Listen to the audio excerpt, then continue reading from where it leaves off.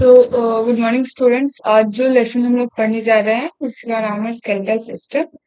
तो skeletal system ये बहुत इंपॉर्टेंट टॉपिक है। नॉर्सेट में भी इससे क्वेश्चंस आते रहते हैं, और अगर आप सेमेस्टर एग्जाम का प्रिपरेशन कर रहे हैं तो उसमें भी इससे लॉन्ग क्वेश्चन शॉर्ट क्वेश्चन इसमें आते रहते हैं।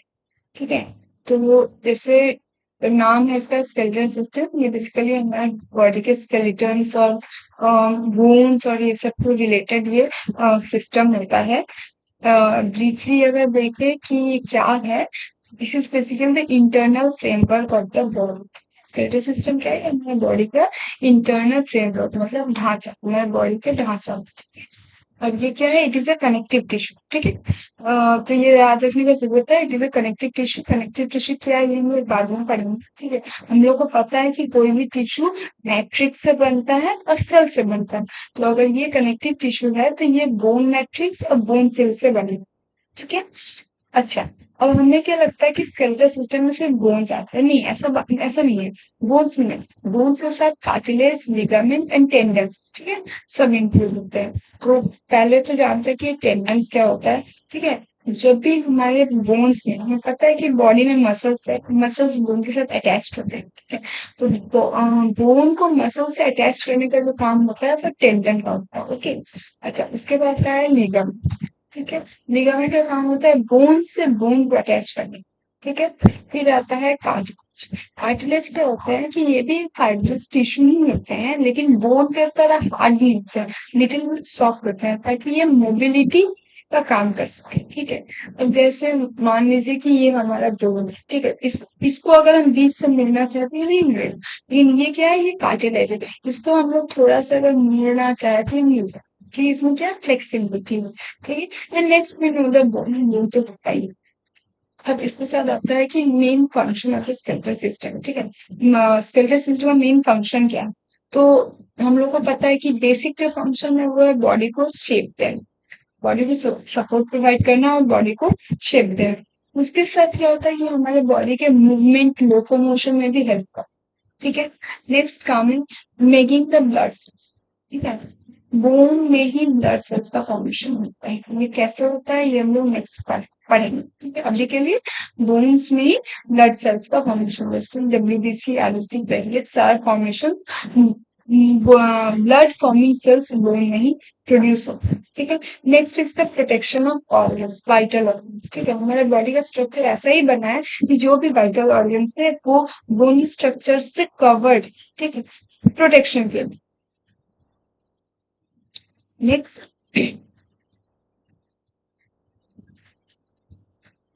नेक्स्ट, अब जैसे हम लोगों ने कहा था कि कनेक्टिव टिश्यू, तो ये कनेक्टिव टिश्यू तो यानी कि ये क्या चीज से बना हुआ है?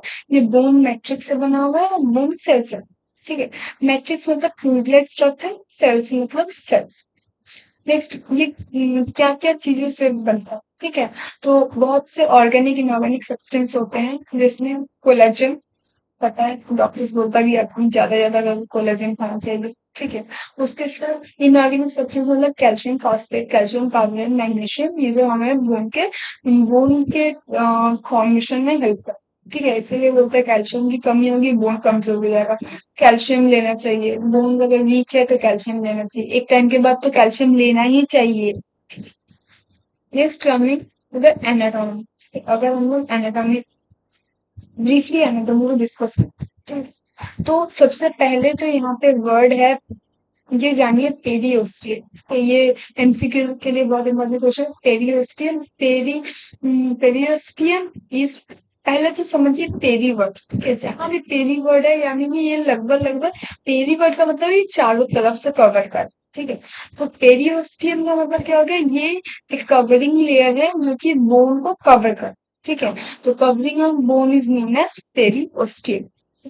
Next coming to the ends. ठीक है, स्टार्ट करते हैं। तो जो बोन के दो एंड है उसको बोलते हैं epiphysis, and below is also epiphysis. ये लॉन्ग बोन का दो एंड है, ये एक एंड है, ये एक एंड है, इसको बोलेंगे एपिफाइसिस। ओके। तो क्योंकि ये एंटेरियर है, मतलब ये ऊपर की तरफ है, इसलिए इसको बोलेंगे प्रॉक्सिमल एपिफाइसिस, और ये नीचे की तरफ है इसलिए इसको बोलेंगे डिस्टल एपिफाइसिस। मिडिल वाला जो स्ट्रक्चर है इसको बोलेंगे डायफाइसिस। ओके, इसको बोलेंगे डायफाइसिस। तो जो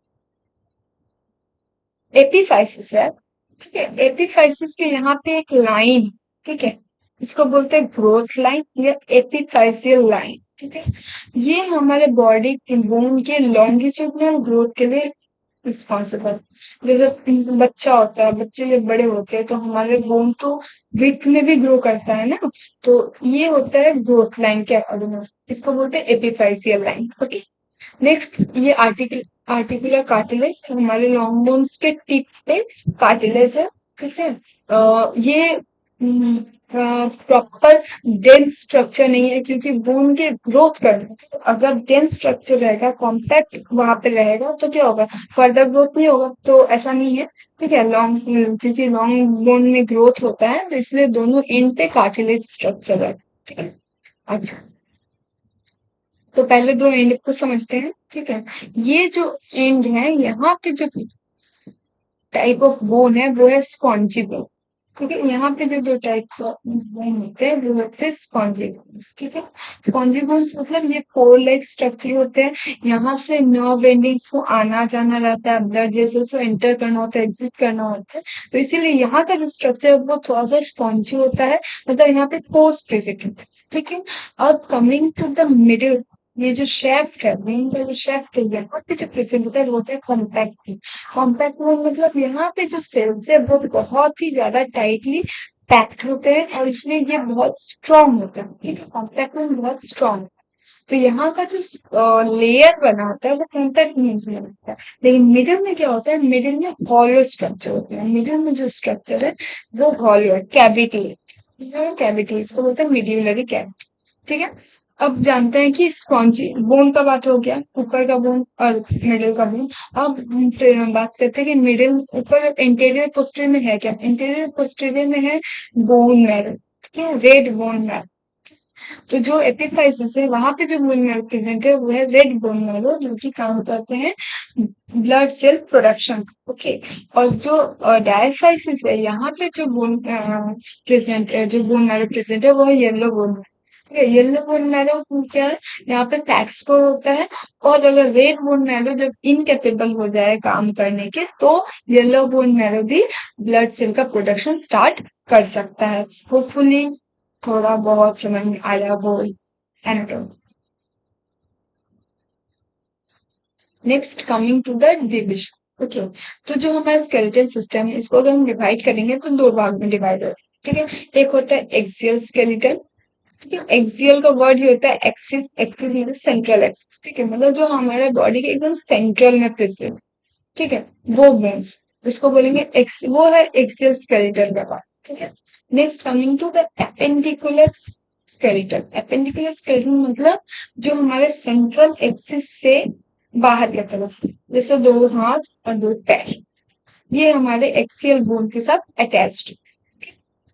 डायग्राम देखें, देखो एक्सियल स्केलेटन मतलब जो हमारे बॉडी का central part, this central part, और एपेंडिकुलर मतलब जो कि बाहर सेंट्रल एक्सिस से बाहर रहता है।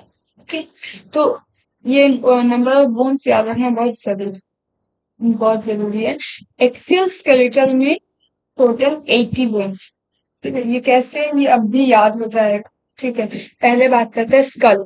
ठीक है, स्कल में दो भाग, ठीक है, क्रेनियम और फेस, फेस फेस बोन। ठीक है, फेशियल बोन, तो क्रेनियम 8 है और फेशियल बोन 14 है। ठीक है, सी से क्रेनियम, C8, और facial bone 14, 14।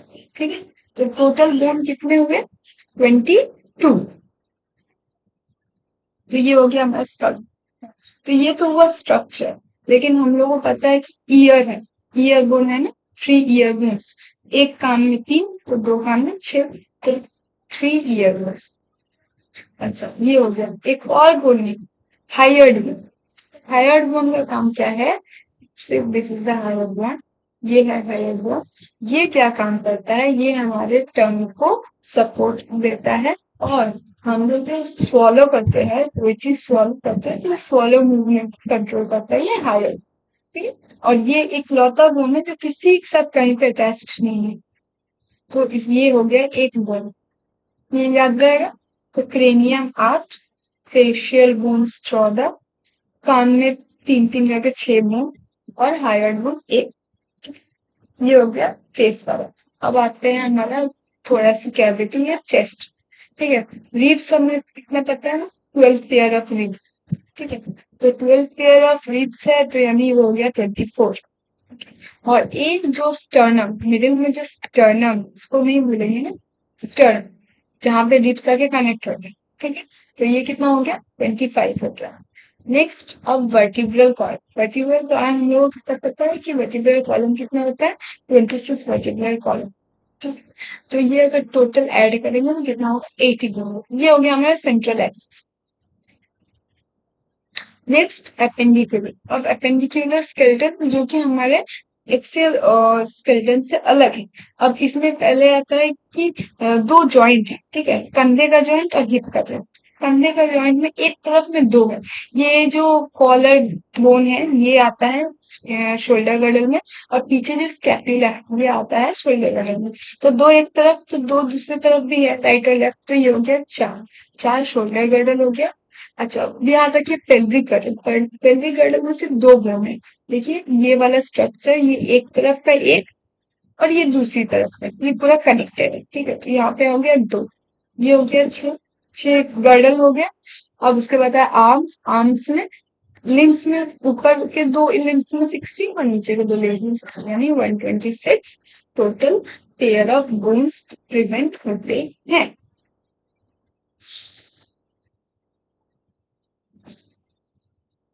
Next, coming to the classification according to the shape. अगर शेप के ऊपर डिपेंड करके क्लासिफिकेशन किया जाए तो पहला होता है फ्लैट बोन। ठीक है, जो फ्लैट बोन्स होते हैं इनका काम क्या है, बेसिकली बॉडी को प्रोटेक्शन देना और सपोर्ट देना। For example sternum. स्टर्नम का क्या काम है, स्टर्नम हमारे रिब केज को सपोर्ट करता है। ठीक है, और उसके साथ साथ हार्ट और लंग्स को भी प्रोटेक्शन देता है। फिर होता है पैराइटल बोन, जो कि स्कल में है। ठीक है, ये सब भी फ्लैट बोन्स है, और ये क्या करते हैं, हमारे हेड को तो सपोर्ट कर ही रहे हैं, उसके साथ साथ हमारे ब्रेन को भी प्रोटेक्शन का काम है। ठीक है, फ्लैट बोन का और एग्जाम्पल है ribs. Next, coming to the long bone. Long bone का काम क्या है, लॉन्ग बोन हमारे बॉडी वेट को कैरी करता है, उसके साथ साथ मोबिलिटी में हेल्प करता है, लाइक फीमेल ह्यूमरस की। Next is short bone. ठीक है, शॉर्ट बोन हमारे बॉडी की जो प्रिसाइज मूवमेंट्स होता है, ठीक है, बहुत ही लाइट मूवमेंट्स होता है, वो डेलिकेट मूवमेंट्स को कंट्रोल करता है। For example carpal, tarsal. ठीक है, मतलब रिस्ट बोन का जो रिस्ट बोन्स जो है और जो हमारे एंकल बोन्स है उसमें टार्सल होता है। ये सही सब छोटे छोटे बोन्स होते हैं, और ये हमारे बॉडी को, इसका शेप भी यूनिफॉर्म नहीं होता है, और ये हमारे बॉडी में मूवमेंट्स को कंट्रोल करता है। फिर आता है इरेगुलर बोन। ठीक है, इरेगुलर बोन ये इसके शेप के अकॉर्डिंग इसका नाम दिया गया है। ये इसका स्पेशल फंक्शन होता है। स्पेशल फंक्शन क्या होता है, क्योंकि यहाँ पे बहुत सारे मसल्स कनेक्टेड होते हैं, यहाँ पे नर्व एंडिंग्स, नर्व इंटर करते एग्जिस्ट करते हैं, ब्लड वेसल्स इंटर करते एग्जिस्ट करते हैं। ठीक है, इस कारण से इसका स्ट्रक्चर जो है वो बहुत ही इरेगुलर होता है। For example vertebra. Vertebra. Next is sesamoid. Sesamoid bone क्या होता है, ये बेसिकली ये बोन से काम होता है, जो मैकेनिकल फंक्शन है उसकी इफिशियंसी को और बढ़ाना। For example patella. Patella bone के लिए ये एक और एग्जांपल जो ये याद रखना है, ये पटेला बोन जो है सबसे लार्जेस्ट सिसमोइड बोन है। ये सिसमोइड बोन बेसिकली कार्टिलेज के अंडर में प्रेजेंट होते हैं और जॉइंट के मूवमेंट को और स्मूथ करते हैं। ठीक है, हम लोग को पता है पटेला को नी कैप भी बोलते हैं। ठीक है, ये हमारे नी जॉइंट के मूवमेंट को और स्मूथर करते हैं। Next is the type of bone cells. ठीक है, बोन सेल्स कितने तरह के प्रेजेंट होते हैं, तो सबसे पहला है ओस्टियोब्लास्ट। ओस्टियोब्लास्ट बी से ही होता है। बी से आप याद रखिए बोन फॉर्मिंग। ठीक, तो ब्लास्ट है, यानी कि ये जो सेल्स है वो बोन के फॉर्मेशन में है।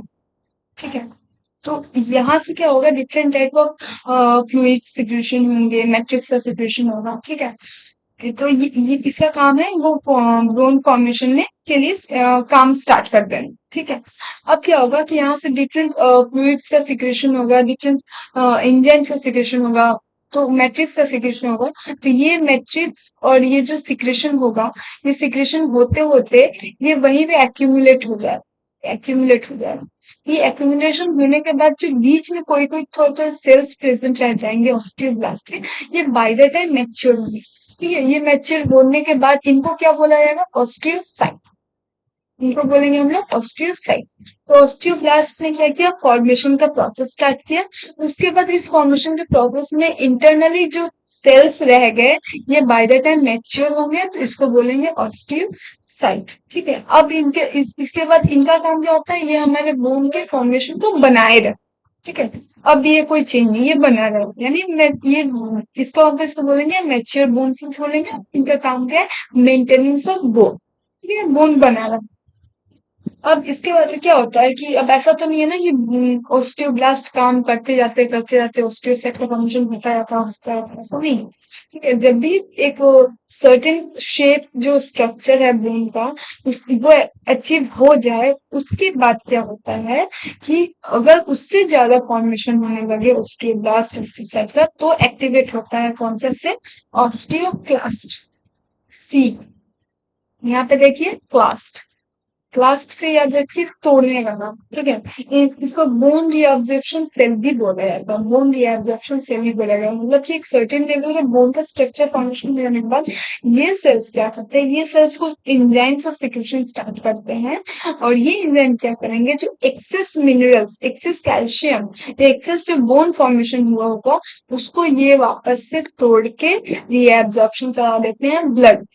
क्या, तो हमें पता है कि बहुत बार ब्लड में कैल्शियम कम होता है, तो बोन से वो कैल्शियम ब्लड में ट्रांसफर होने लगता है। वो कैसे होता है, ये ऑस्टियोक्लास्ट सेल के वजह से ही होता है। तो ये याद रखना है, 3 टाइप ऑफ सेल्स होते हैं, ऑस्टियोब्लास्ट, ऑस्टियोसाइट, ऑस्टियोक्लास्ट। ऑस्टियोब्लास्ट जो होता है वो बोन फॉर्मेशन सेल है। ऑस्टियोसाइट, उसे ऑस्टियोब्लास्ट का मैच्योर बोन सेल को ऑस्टियोसाइट बोलते हैं। और उसके बाद आता है ऑस्टियोक्लास्ट, जो कि एक्सेस जो फॉर्मेशन होता है बोन्स को, उसको कंट्रोल करते हैं। तो आज तक के लिए यही इन शॉर्ट स्केलेटल सिस्टम समझाने की मैंने कोशिश की है। अगर आपको कोई भी डाउट है, आप जरूर से जरूर पूछिएगा। Thank you.